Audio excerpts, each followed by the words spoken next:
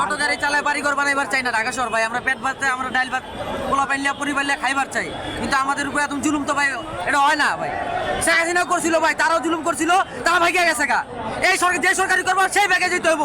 শ্রমিকের বিরুদ্ধে যে নামবো তাদেরকে দেশের থেকে প্রতিরোধ করতে হবে। আচ্ছা, আপনাদের একটা চাঁদাবাজি যে একটা বিষয় রয়েছে, সেই চাঁদাবাজিটা বন্ধ করে, চাঁদাবাজি বন্ধ হয়েছে, সেই চাঁদাবাজিটা বন্ধ করে এখন আপনার টাকাটা সরকারকে দিয়ে যাচ্ছে। আমরা চাই সরকারের লাইসেন্স দেব, আমরা এই টাকাটা সরকারে দিব, সরকারে এটা দেশের কাজে লাগাবে, আমাদেরকে ভালো হবে, ঠিক আছে। কিন্তু আমাদেরকে বন্ধ করে সে তো এই দেশের উন্নতি করতে পারবে না, কারণ শ্রমিক বন্ধ করলে এই দেশ অচল হয়ে যাবে। প্রিয় দর্শক, আপনাকে সকলকে আমন্ত্রণ জানাচ্ছি প্রেস 20 বাংলাতে। বর্তমানে আমরা অবস্থান করছি প্রেস ক্লাবে। আমরা সকাল থেকে এখানে রয়েছি। আমরা দেখতে পাচ্ছি যে প্রেস ক্লাবের সামনে যে অটোরিকশা চালকরা রয়েছেন তারা তাদের যে দাবিগুলো রয়েছে তা নিয়ে তারা অবস্থান কর্মসূচি। যেমন আমরা যদি দেখতে চাই, আমরা দেখতে পাবো যে পুরো রাস্তাটাই তারা ব্লক করে রেখেছে। এবং আমরা যদি একটু দেখাতে চাই যে সকল প্রকার গণপরিবহনের যে দুর্ভোগ সেটা কিন্তু আমরা দেখতে পাচ্ছি, কিন্তু জনগণের যে দুর্ভোগ সেটা কিন্তু আমরা দেখতে পাচ্ছি। আমরা দেখতে পাচ্ছি আইন শৃঙ্খলা রক্ষাকারী বাহিনীরা এখানে উপস্থিত রয়েছেন এবং রিক্সা চালকরা এখানে উপস্থিত রয়েছে। আমরা যদি একটু কথা বলতে চাই কারোর সাথে, একটু দেখি কারোর কথা বলা যায় কিনা।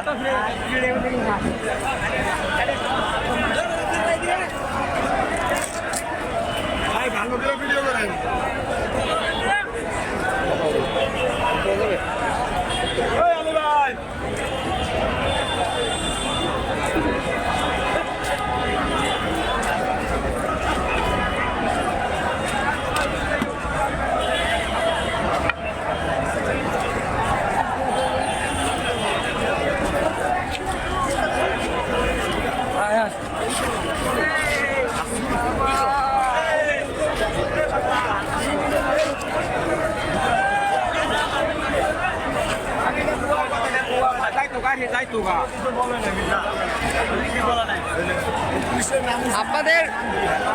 আপনাদের দাবি সম্বন্ধে কিছু বলেন আজকে।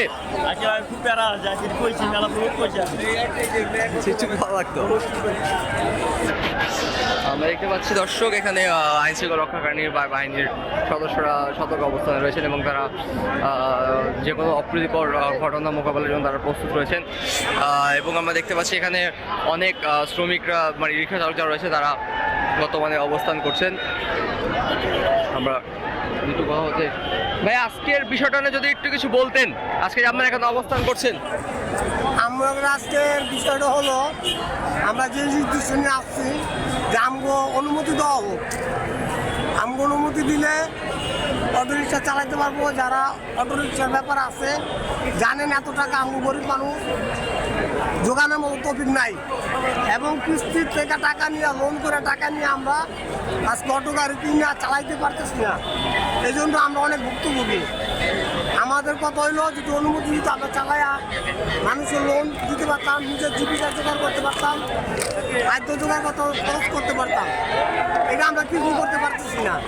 এই জন্য আমরা আজকে এখন আবেদন নিয়ে আসছি যাতে আমাদের এটা সুন্দরভাবে সমাধান হয়ে যায়। আপনাদের আবেদন কি মহাসড়কে নাকি অলিগলিতে? না, আমাদের আবেদন হলো আমরা যে নির্দেশনা দেওয়া হবে যে আমরা রোড পারমিট চাই। রোড পারমিটের ভিতরে থাকবে যে আমরা কোথায় যেতে পারবো কোথায় যেতে পারবো না, এবং যে লাইসেন্স দেওয়া হোক যাতে আমরা লাইসেন্সের বিনিময়ে আমরা সবল থাকি। এবং সরকারকে যাতে আপনারা একটা ধরনের রাজস্ব প্রদান করতে পারেন। আপনাদের যে একদম প্রতি বছর যে একটা আমরা যে অন্যান্য গাড়িরা যে প্রতি বছর একটা ভ্যাট ট্যাক্স দেয় সেটা, হ্যাঁ ওইটাই আর কি। আমরা যেটা ভ্যাট সরকারের আয়কর দিয়া চলছে কিংবা চলবো, এই জন্য আমাদের নির্দেশনা।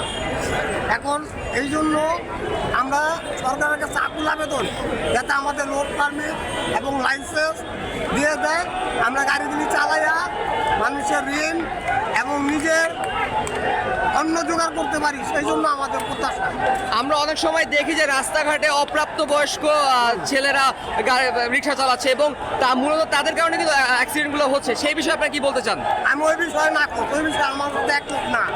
ছোটো ছোটো পোলাপান যদি এরকম পোলাপান যদি গাড়ি চালায়, ও যে কোনো একটা দুর্ঘটনা ঘটায় ফেলবে তাতে কোনো সন্দেহ নাই। এমনকি প্রাপ্য পদ যারা আছে, যারা সাংসারিক জীবনে জড়িয়ে আছে, ওদেরকে দেওয়া হোক।